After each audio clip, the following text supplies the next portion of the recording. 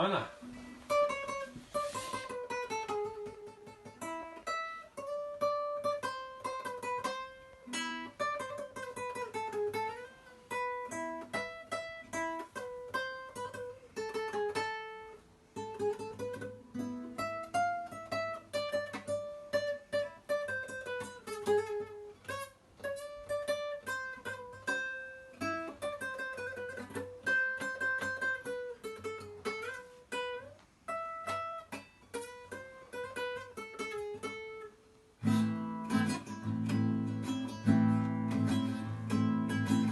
Mektep yıllarımda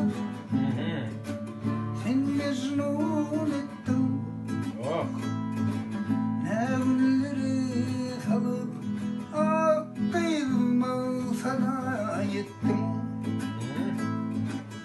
Bugün bulsan o yalan ettim.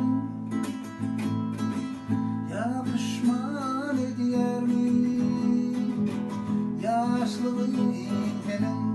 Hadi tamam. Bugün bulsan o yalan ettim. Ya pişman